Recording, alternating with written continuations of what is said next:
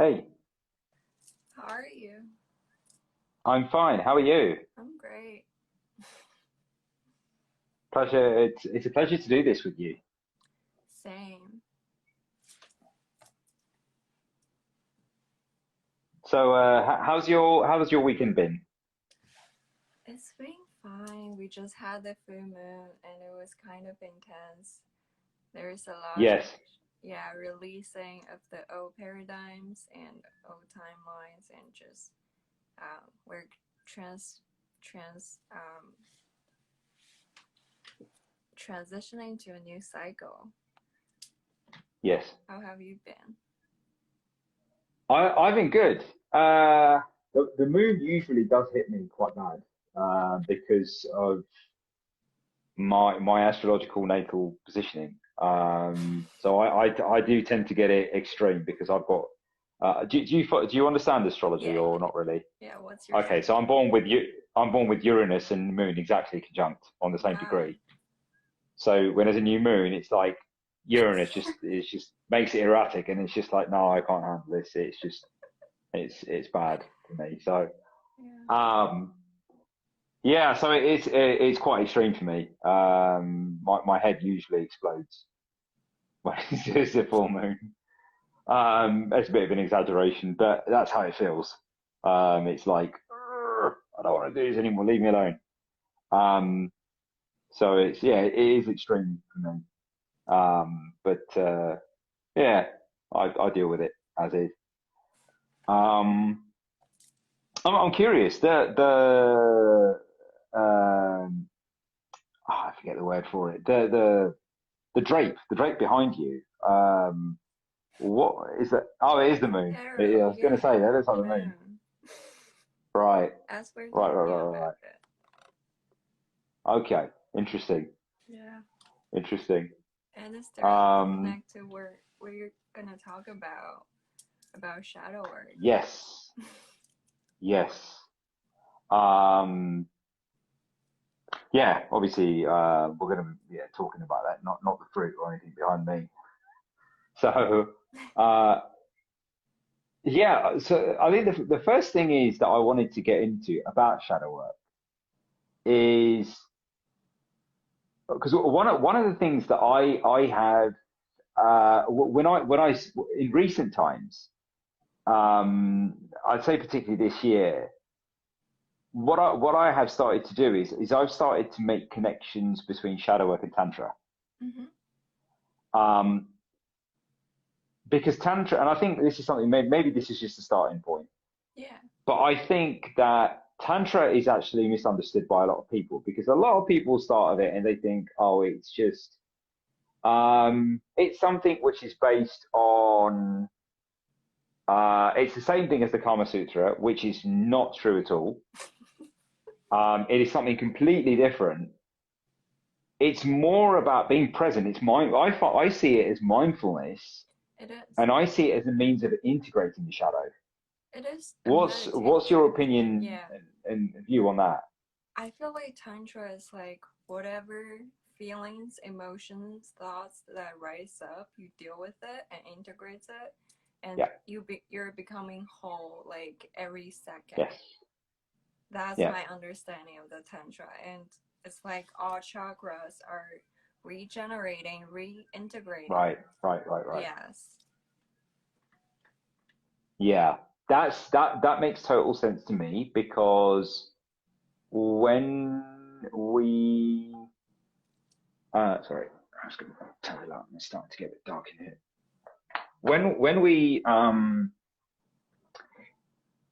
When people look at the shadow, when they're actually doing the integration, when they're going through an integration phase, Mm-hmm. um, a lot of the integration is well, I see I've within myself what little of the shadow that I've dealt with.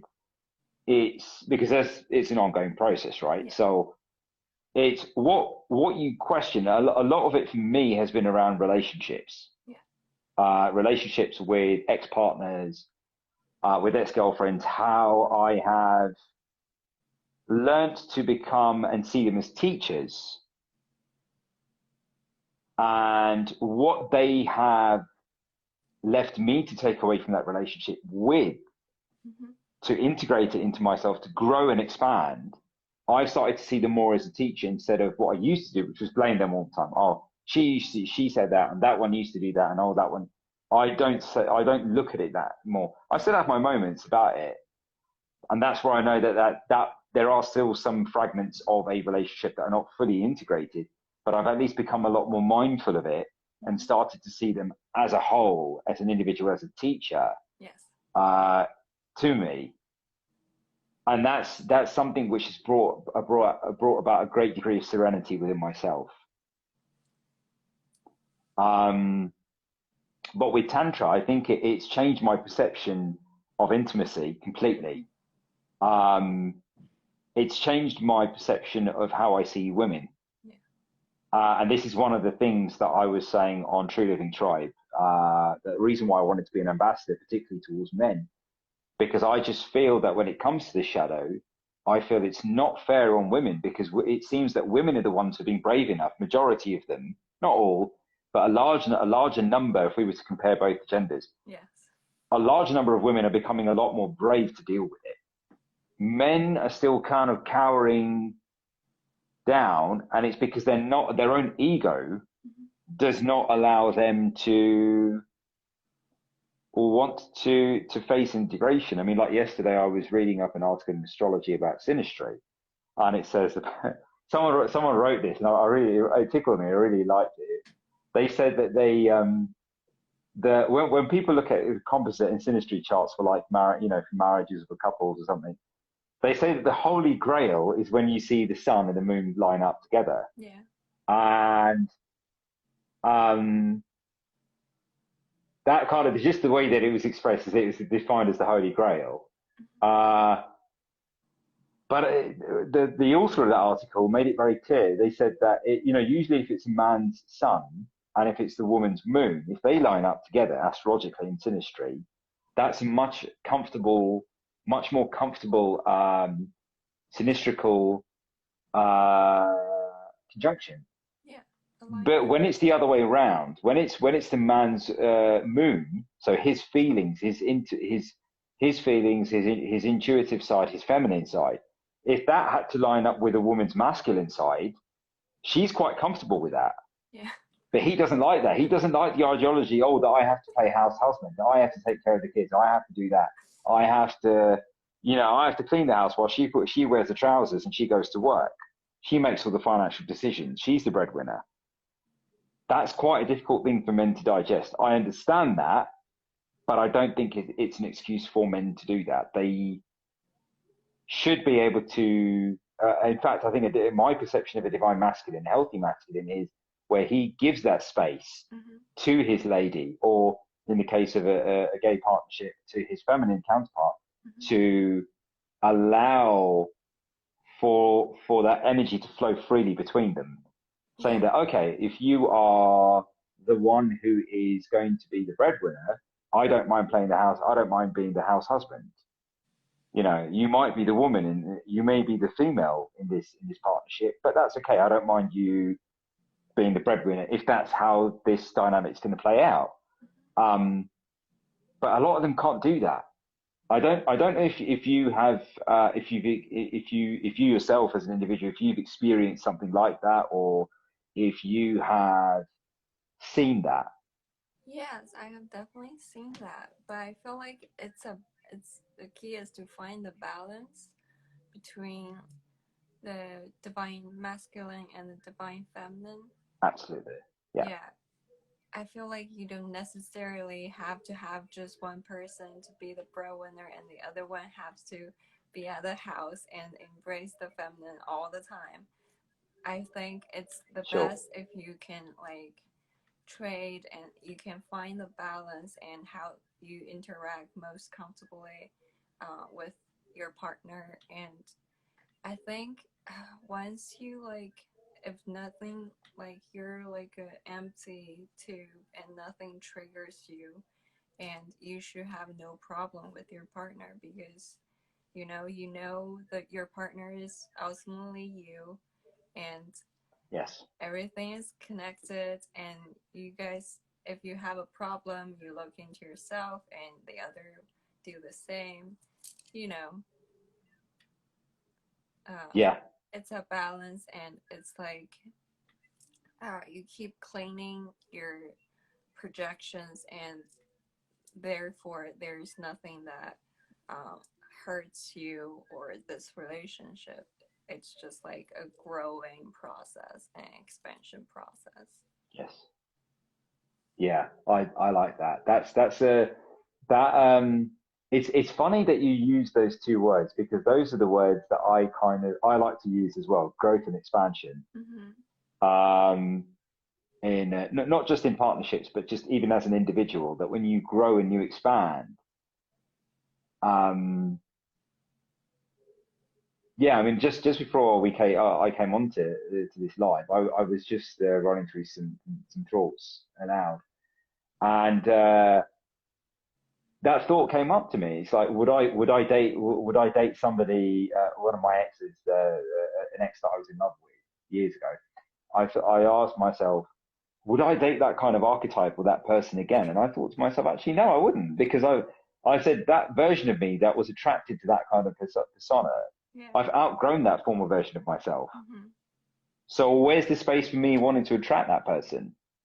And if you've already let them go happily, Mm-hmm. that shows that you've grown. You've integrated. Mm-hmm. You've expanded. You've realized your mistake in the relationship. You've taken what you needed to learn from that. Now it's about the integration process of actually making it a part of you. When the temptation comes up again, what you do is you become mindful and say, no, I made that mistake. I recognize that pattern. That's a toxic pattern. I'm breaking the pattern. I'm not giving in. Mm-hmm. And then you realize, okay, I've done that. I've survived that test. Okay, I've integrated it. Done.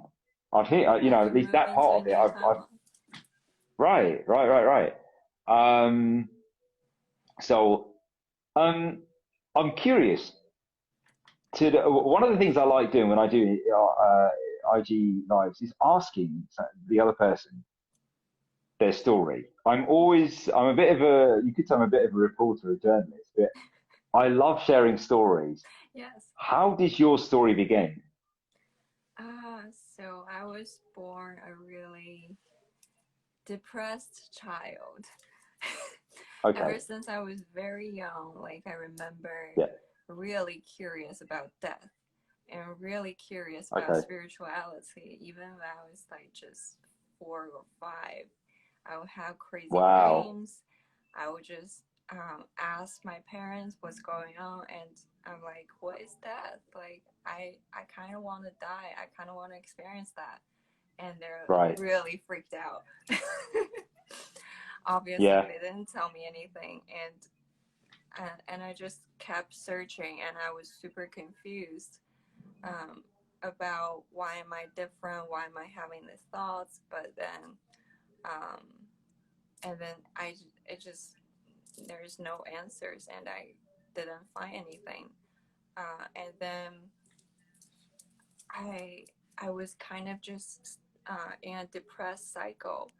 Um, when I was in my teenager years, and then I went to the United States. Oh, I was born in China, so it kind of makes sense of all this suppression and repression um, of the emotions. Whereabouts in China were you born, if you don't mind me asking? Yeah, I was born in Xi'an. It's where it's in the center. It's where the terracotta soldiers are. Um, Okay. yeah, it's a city, so it's not. Um, yeah, it's you can find many things to do, but I was still like incredibly lonely. Like even though I'm Right. in like a group of people setting whatever, like that Yeah. loneliness is what made me depressed. I think it's like the most terrible feeling. And the thing about loneliness, it makes you believe that you're the only one that's feeling that way, but you're not. Yeah. um, Yeah. yeah, anyway, I went to United States and I studied here for finance, which is not what I love to do. And it just all these limiting beliefs that's just on my back, and I finally collapsed. And I was in my college years. I was depressed for 4 years, almost 4 years, just dark times. Right. Yeah, and I was in a relationship then, and my ex, Okay. he was just helping me with every effort, but he cannot do anything to help me because I ultimately have to like want help first.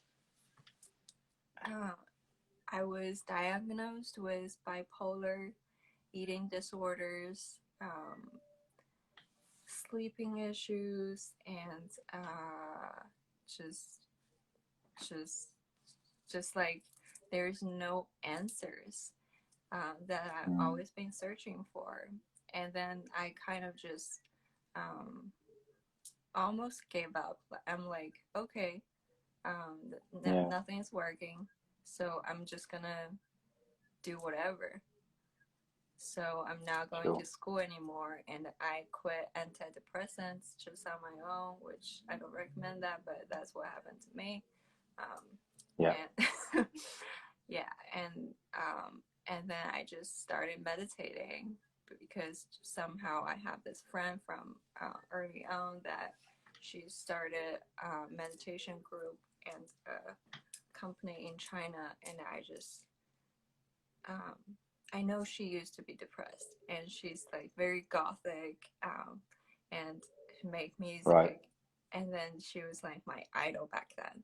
So I was like, I'll listen to everything she says. So I started the meditation, like the guided ones that leads you straight to your shadow, straight to your inner child. Yeah. And I just broke down. I was just realized how much of the shadows that I suppressed in my body, and it just ultimately burst, and I see what's happening with me, and I see what in my life that I need to let go, and what do I really want, or what's this is all about. And that ultimately like 3 months later, and everything is coming to place, and I kind of see why things are happening and what I need to do to get on with my life and do what I ultimately came here to do. So that is my story, and it's been 5 years that I've been on this spiritual journey. Wow. Yeah, and and now I see everything is divinely planned. Everything happens for a reason. And right now I'm thankful that all my depression stories, all my parents' ideals that made who I am today. But it is a process, so don't skip steps. That I always tell people, don't skip ahead. That it is a process. Yeah.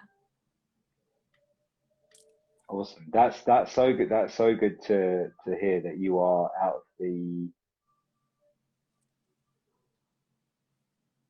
that phase where you don't know what's going on. You know, when you're kind of confused for a long time. Yeah, we know when you have that because you know that there's something not right internally, but you just can't. It's almost as if you don't have the vocabulary, you don't have the right words to express what is it. You can't put your finger on it and say it's that. So but you just know that the way life is intuitively, you just know that the way life is supposed to work is not playing out the way it should. Right. Yeah. And that's where you start to question everything. And then at one point, something snaps, and you just break down. Yeah.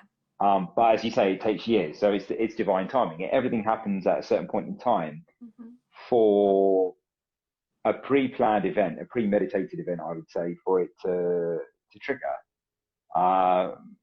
And when the switch is flicked,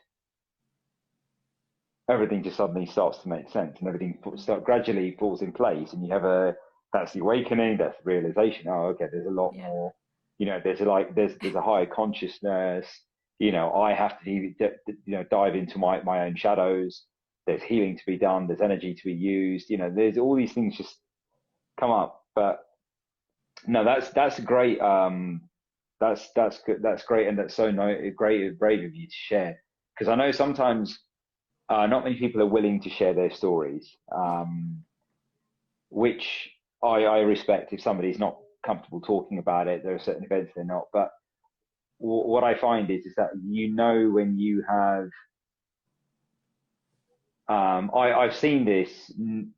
I've seen this within myself more than anybody else within myself. When you have started to heal because you see the changes, your obvious changes in yourself. It's like you never used to stand up for yourself before. Now you know that you've got it in you to voice your opinion. Now you've got it in you to set a boundary with somebody and say, no, sorry, you don't get to do that with me. You don't get to treat me that way.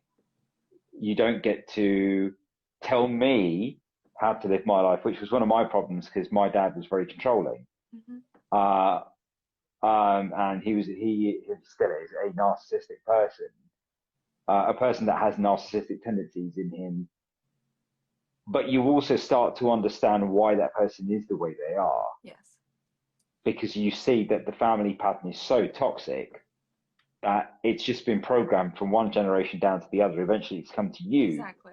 But then you're the one who's been born, you're the one who's incarnated to break the pattern of the cycle in the family. And that's why when you're growing up, you don't understand why everything, you were the one that was treated like shit. You were the one that had to endure all the pain. But when the flick switches and you start to go through the awakening and you start realizing and you start going down the path of shadow work and you realize, oh, it was me. I was the one that was the one who was supposed to end all this, or at least if not end, but bring about to the awareness of it in the family. And then if people choose not to listen to it, that's up to them. Thank you so much for sharing, for your honesty and being courageous enough to share your story. That's really admirable. What is so in terms of shadow work, what is your opinion on what advice would you give to somebody if they came to you and asked you, how do I do shadow work? What is the best way of doing that? What would be your advice? I would, based on that person's preferences, and I will basically guide them because I don't think shadow work has to be so dense. It can be when you're first starting it.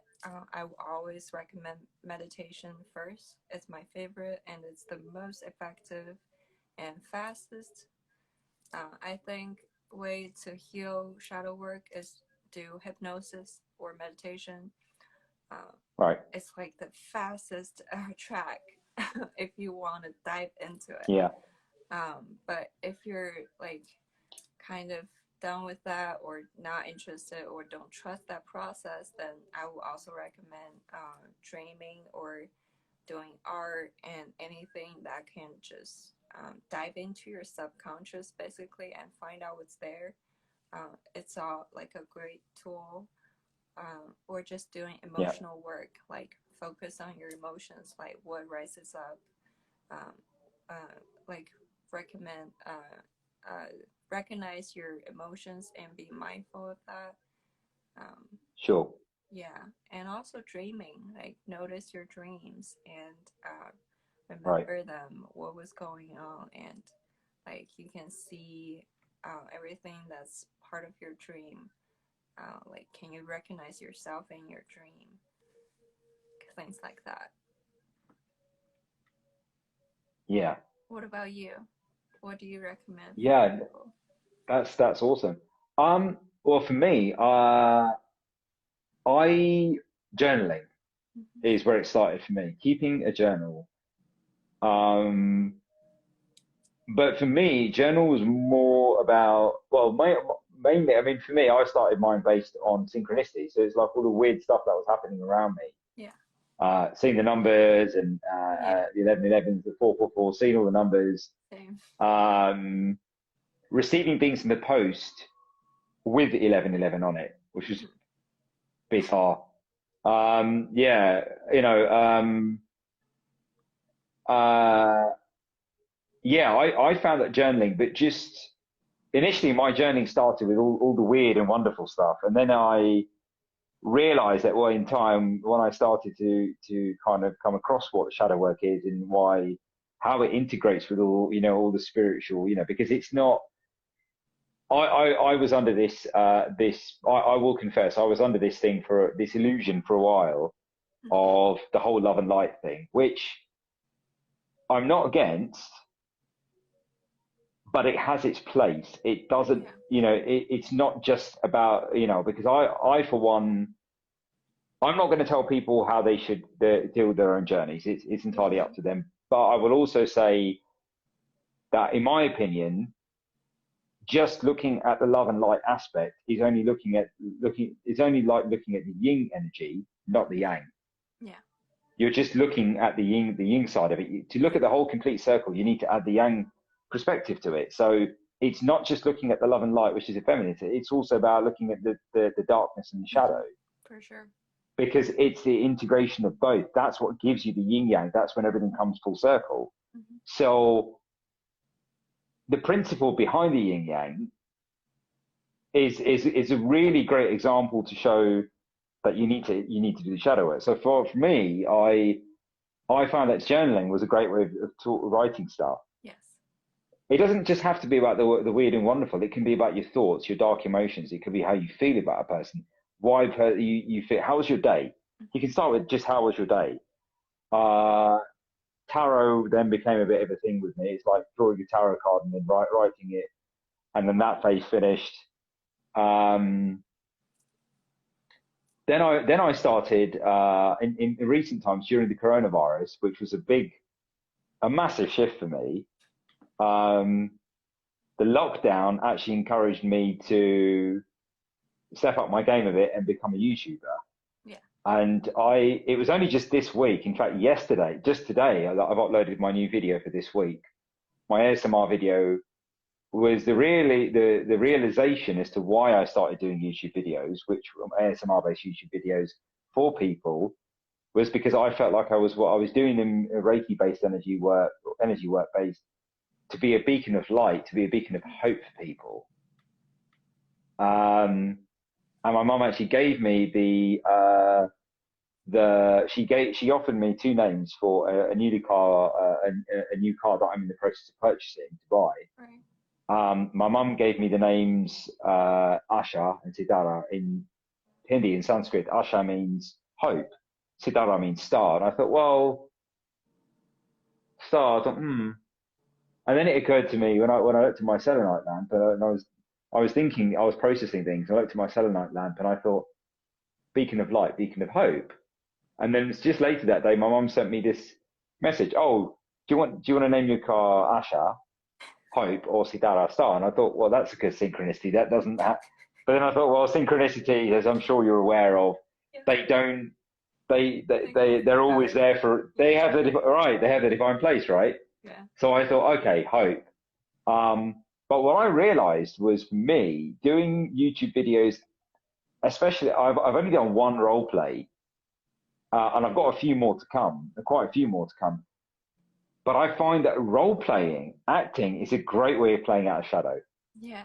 It's like a burden that is lifted and taken off your chest, and you project it onto a camera.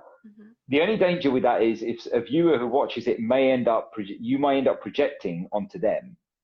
So maybe it's a good idea to give a disclaimer that every time you do a video, this is not a projection, for the person not to see this as a projection, but to just see it as a form of entertainment and an encouragement that I can act out my shadows on a camera. If you can't do that, just stand in the mirror. Stand in the mirror, use your visualization, write a dialogue. Great, as a teacher, I'm an English teacher, and I teach and I work with kids. I love working with kids. And one of the common activities that I do with them is dialogue, role plays. It's great because you get to do acting. Kids love doing acting. They love doing role play. So I thought, well, this is a great way of actually playing with the inner child. It's like, talk to it, Right. stand in the mirror, write a dialogue out. Imagine you're acting in a film. It's like nobody's going to see you. Yeah. Record yourself if you want to. You don't have to upload a video onto YouTube. Record yourself, right? Buy some camera equipment, record yourself, connect it to your laptop, play it back, see how you did. You discover a talent within yourself. And secondly, you get to face that shadow as well. Yes. You get to play out something that you didn't get to experience. It's like you might have thought of how to deal. A really good one is rejection, particularly if you're. I mean, I can't speak for women, but that'll probably be my next question to you. But I can only say from a guy's perspective that generally men, when we get rejected by women, it is the fucking end of the world. It is literally the fucking end of this world. It's like, she said no to me. What? Is she blind? That's what men do. I used to be like that. I'll confess. I used to be like that. It's the same Is that how? women. Is it the same? Okay. Well, I mean, that's. Women. Well, actually, well, while we're on the topic, I'd be interested to know how do, from a shadow side perspective, how do women receive rejection? How do you guys deal with it? Because I think a lot of the time, from my own journey and my experience, I have found that women are a lot more stronger than men. They are literally hands down to you guys. You guys are the real leaders here when it comes to this. We have to be your students. We have to learn from you. How do you guys deal with it? Because we are not as suppressed as men. Because when we cry, Right. when we cry as a girl, it's okay. Usually, Right. generally, Yeah. it's less Yep. suppressed, and we deal with our emotions as they rise up. Sure. And when rejection happens, yes, it's the end of the world. We feel this exact Right. same. Okay. It's like, Okay. fuck no, you're not doing this to me, I'm doing this to you, or just like, oh my god, am I not doing something right? Oh, am I worthless? All the things come Right. up. But I guess women just, like, we share to our sisters, and we Of course. Yeah. talk it out, and we deal with our emotions. We if there's like if I just broke up, I'm not gonna work for like at least Right. a week, but Yeah. guys are like, no, what, like, that's not a big deal. Even though I feel like I'm so fucked up, I'm still gonna do what I'm gonna do because that's the right thing to do. So there's so much suppression and so much like ideals and what we need, what as a man that has to be done, like just like really big responsibility on your shoulders. And that's why there's so much more mental health problem with men, and Now that you mention it, I'm thinking, yes. I mean, I can relate to that because I'm kind of getting the impression that I'm just thinking in my head, like male Leo energy. It's like it hits their ego. It's like, "Urgh." They've been winded in their solar plexus. It's like somebody's just whacked them one in the solar plexus, and it's like, yeah. How could you do this to me? And it's like, I mean, I can understand if a guy who's not had through his own programming because of his limited self-beliefs, his mother was absent or his father was very abusive to him. There are men who are so wounded that they just do not feel they deserve the love of a woman. That's why and it's, yesterday I was watching, there's somebody, a dating coach. Occasionally I watch a video. She goes by the name Leanne Budley, and she was watching. She recorded a video on YouTube of there's some socialite in America. She's quite famous. I don't know who she is, but basically this lady was going on a rant about how men are trash because apparently she said that her and all her friends have just had such a bad experience with men, and and it kind of made me think. It was like, well, yeah, that clearly is showing that she's got a very, very massive. Her and her friends have obviously got massive masculine wounding, because that's why they are in that circle. Mm-hmm. They're not able to break out. They're not delving into that shadow. Mm-hmm. They're not learning the lesson. They're not integrating it. That's why they keep attracting. They're putting that energy out into the world universe, and that's why they keep manifesting and Right. bringing back that same archetype of person into their life. And then it's no wonder they're saying publicly online, they're saying, "Oh, men are all trash." Well, I understand where they're coming from, but I don't justify that. I don't agree. I don't condone that. I don't agree with that. I can't say that all women are trash just because of my heart's been trampled on, by a few women. That would be completely and utterly outrageous of me to say that. No, it's like they're not. Everyone's Yeah. Well, right, exactly. Everyone's responsible for their own karma. I think it goes both ways for both genders, but it's like, I mean, that's always something I've always been curious about. That how do women deal with it? I mean, because I know for a fact when it comes to emotional, when it comes to diving down into the emotions, you guys are the masters. Women are the ones who can deal with the pain.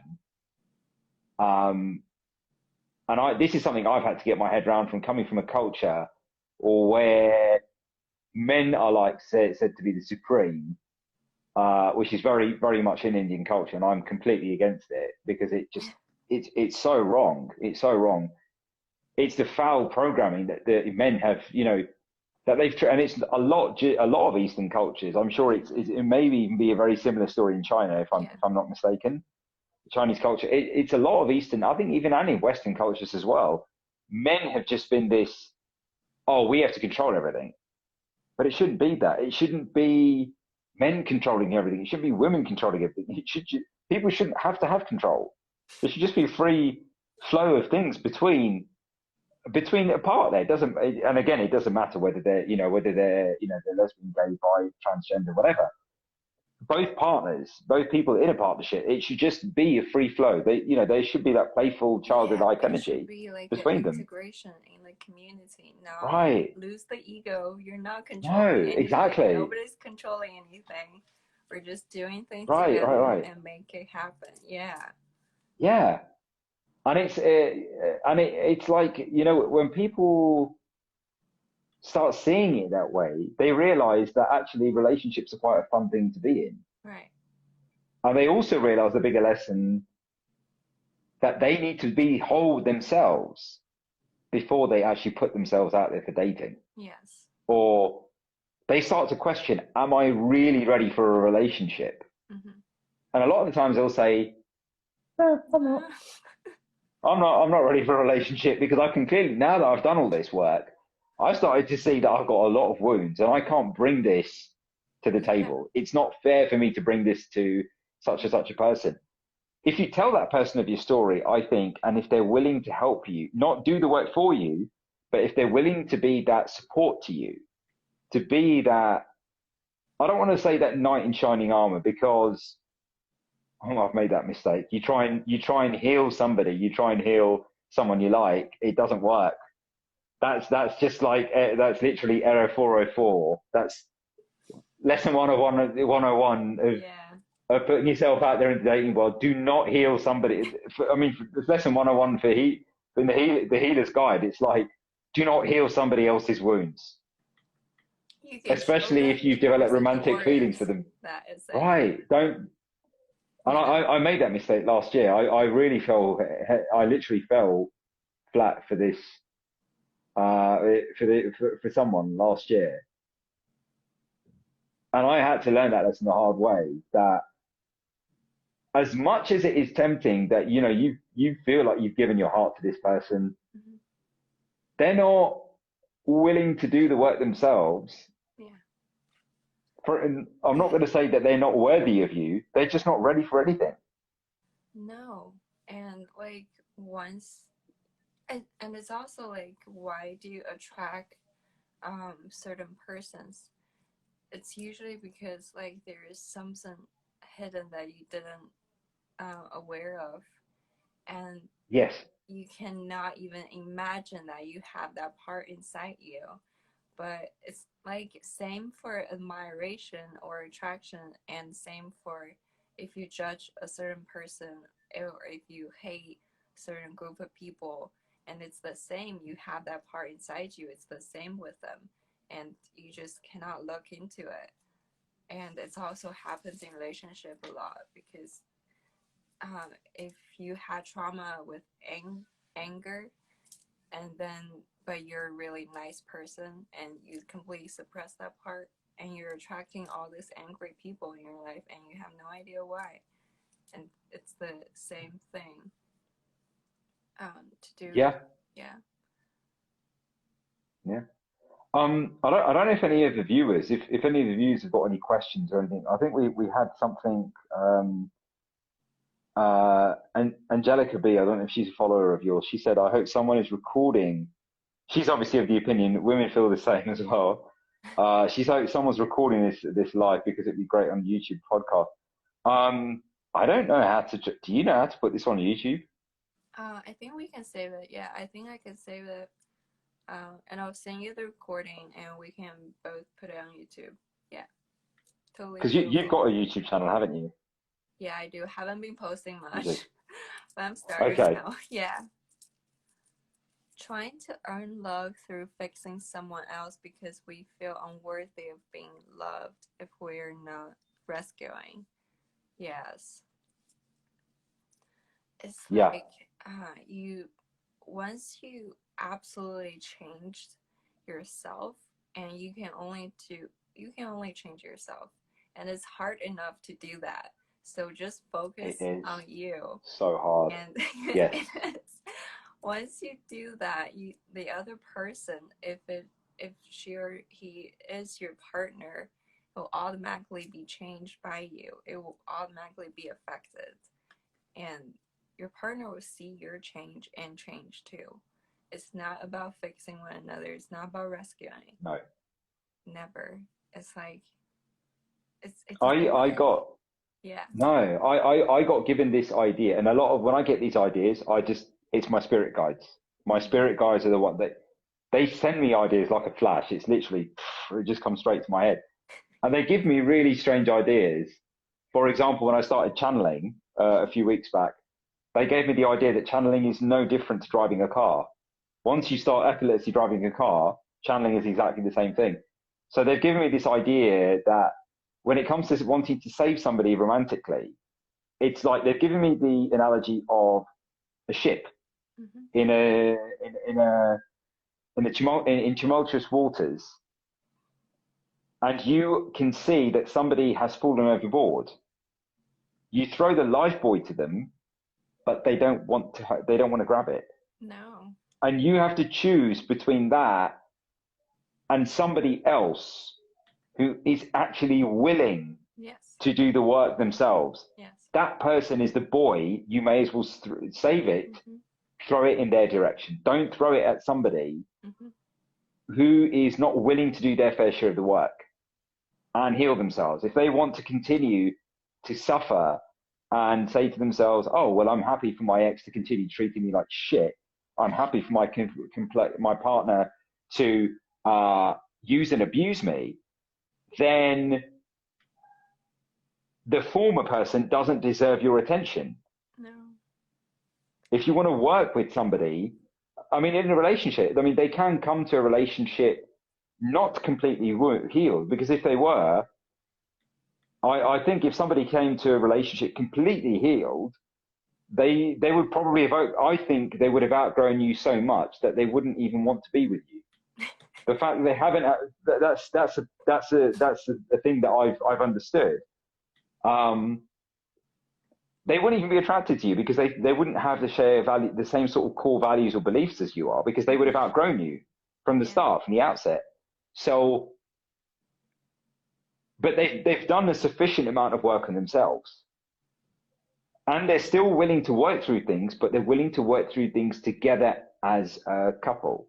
So they'll say to you, and communication is effective, they'll say, look, I'm not afraid of telling you what I went through.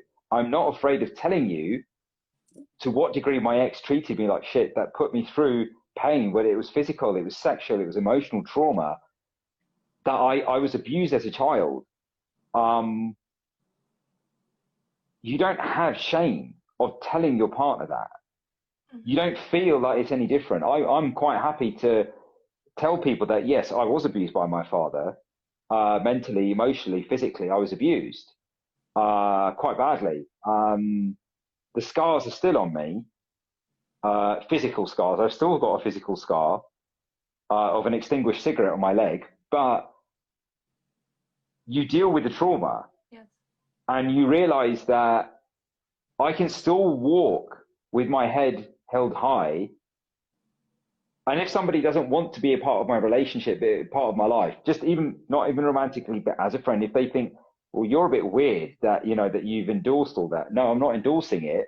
I'm just saying that I've actually learned to deal with it. There's a difference between endorsing such behavior and learning to deal with it and saying to yourself, I know how to walk away from it with my head held high. Yes.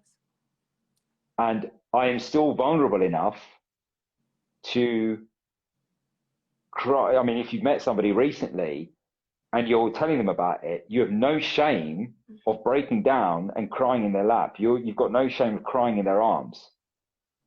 Yeah. And I think this is partly what you were saying earlier, that women can do that,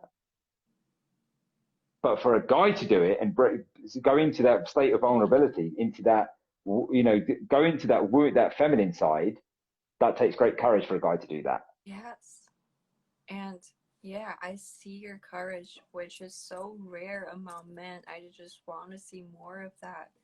It's like, yeah, it's so hard for men that there's so much more programming that's adding on in their daily life. You know, it is very hard, and it takes a lot of it for them to be vulnerable. But like, just take little steps. If you do little things first, share more, share just a little more every day, you know, about your experiences, and just know you're never alone, and just ask for the support that you deserve. It's like, yeah, always have the courage and the hope to ask for help, ask for, you know, the support and the love that you deserve and desire. Sure. In your heart. Yeah. Yeah, I agree. I don't know if any of the other viewers have got anything they want to raise or questions they want to ask us, or.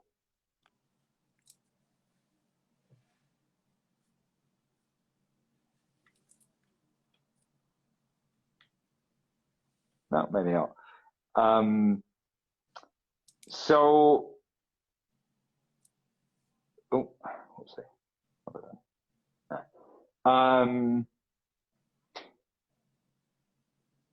What is your opinion?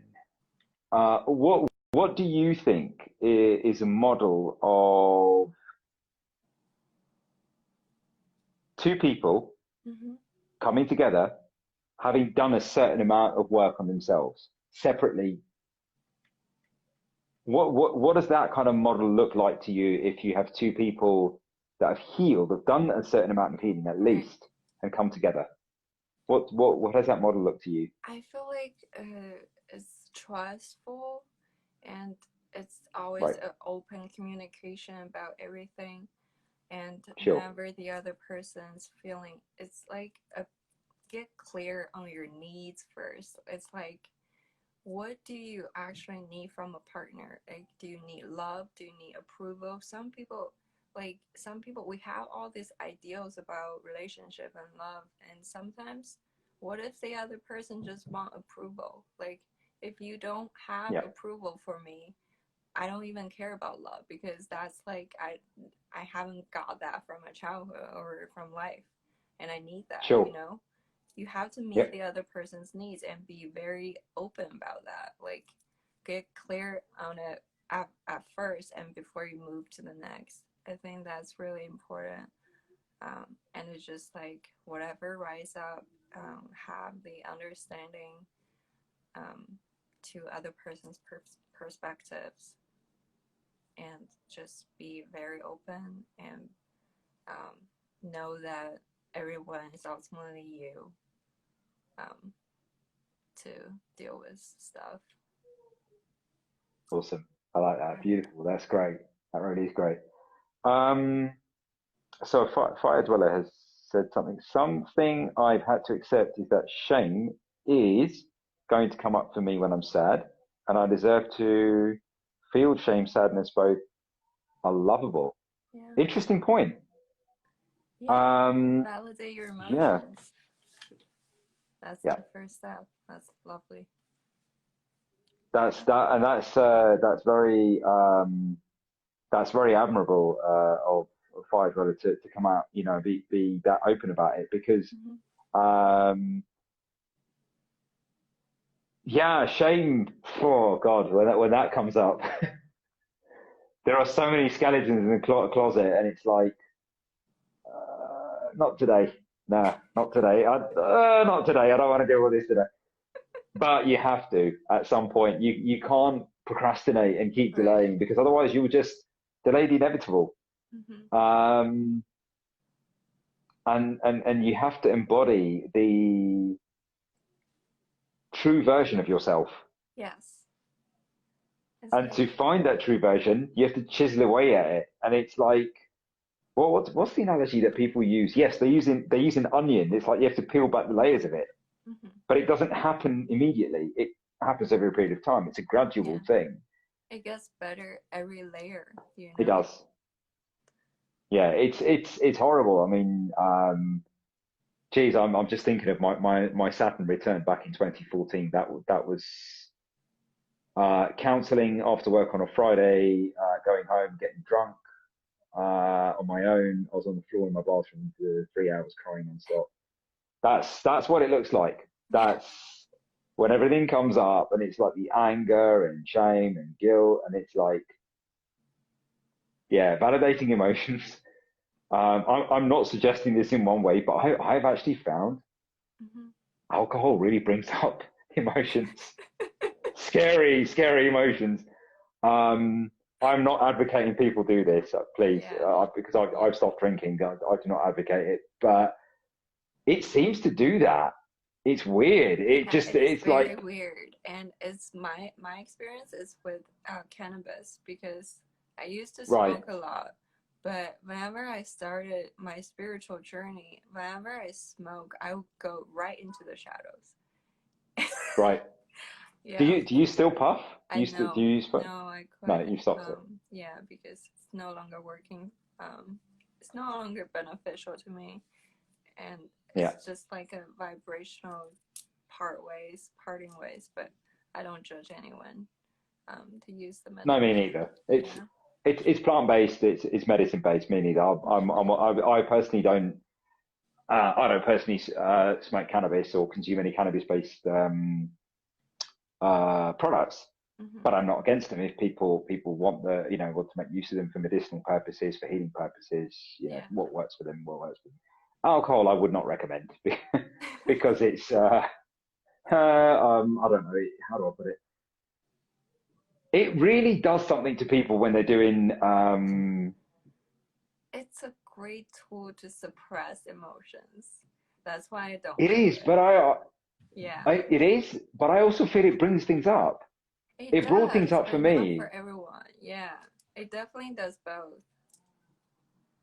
I think speaking on the topic of alcohol, I've just remembered that when I was doing my when I was studying my channeling course recently, I very recently finished it online. Or when I was studying it through a group called Spirit School Magic. If any of the viewers are interested in channeling, chakras, Reiki, guys, Spirit School Magic is something else. I studied my channeling through that. If it resonates with you, go and check it out. They are here on Instagram. And one of the things that was part of one of the modules for learning the course was the mixing of sort of when you're ready to go into trance. I'm nowhere near the trance level, but when you're getting to that stage where you want to go into trance, for some people, apparently a glass of wine does it. because and I can see why, because they need that extra boost, that buzz, Mm-hmm. to get relaxed, to go into that state Yes. of trance. And I can see wine can actually kind of get somebody there, but it's not suggested that that is the best way. I guess it works different for different people. Some people Yeah. would probably need Mm-hmm. pot. They would need cannabis to go into that trance state. Right. It is different for everyone. It's different for different people, Mm-hmm. right? So I'm not going to judge and say what's right or wrong. Each to their own. But I mean, personally, for me, I wouldn't need to use any of that. Yeah. I wouldn't personally need to use Absolutely, any. you wouldn't need any of the substances for spiritual awakening or spiritual journeys. Yeah. No, absolutely not. Like I maybe you wouldn't can need do to. it at first to like push you up, but I would not recommend Right. like doing it every time, just like people No, getting addicted on it. because well, I think, yeah, because I think then what it does is it develops a bond of codependency, and there's actually a karmic lesson, a Right. shadow lesson right there to learn that you're becoming dependent Mm-hmm. on something else to achieve your goal, to become the Right. best version of It yourself. disempowers you. You Yeah. want it disempowers you, right? It's like that. Then, I mean, what is it? What is a drug addiction? What is an alcohol addiction? What is an addiction of any sort?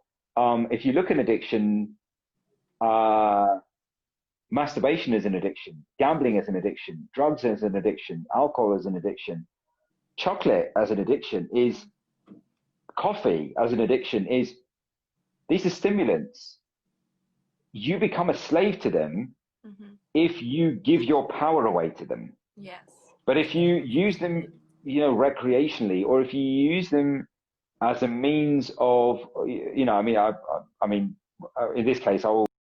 Yeah, I think I'm not saying recreationally that we should, sort of recreationally, people should be, if people should use things. I mean, if they're going to use pot or something. Um, but what I would say is, I mean, if you use it quite often, then you become addicted to it, Right. and then you think, oh, I can't channel without it, or I can't get by without it. I can't do my healing, my inner work, my inner healing Yeah, without it, that's and I true. can't do the integration. That's not how it works. You're supposed to do it by yourself. There's a reason why you're supposed to do it by yourself, because if you do it by yourself, that's the time the healing is done. That is how the healing is done. So yeah, and I think it's a lot more effective when you do it without the dependency upon it. Right. It's like you feel like you're actually meeting your higher minds Right. and you're Absolutely. actually integrating um, without anything else, just you, and it empowers you so much. Sure. And yeah, that's a beautiful experience once you can let the substance go. Excellent. Maybe we should finish it up here. I think because it's just run over an hour. So, were you recording? Did you get the option to save the other one? Because I'm not sure I did. I saved IGTV. Yeah. You saved it. Okay, Yeah. great. So if you want to just tell as a finish up, before we sort of save this, and where can people find you? Thank you for joining us, Fire. Yeah. Thank you so much for doing this with me. Where can people find you on here and on YouTube? Yeah. So I'm Wolf Integrated. I just changed my name. I used to be Wolf with Numbers. I'm still, Okay. yeah. And I have a personal brand called Wolf Without Teeth. I do music DJ there. But my website is wolfwithnumbers.com, and you can find me on YouTube as Wolf with Numbers. And how do people find you? So I'm here as Divineknowledge111. I have a YouTube account where I do my ASMR stuff, which is Divine Knowledge ASMR 1111. Beautiful. Cool. Well, thank you so much for your time. It's been an absolute Thank you. privilege and an honor to have spoken Yeah. to you and shared your wisdom on Instagram on shadow work. Um, Sunday evening blues. um, and hope maybe we should do this again sometime. I think this is quite. I'm sure we Good. could take this sort of into further depth at some degree. I'm sure Yes. we could do it. Yes. I'd love to. Thank you so much for your spiritual wisdom and your journey. My pleasure. My Yeah, pleasure. and your divine masculine perspectives. Thank you We so need much.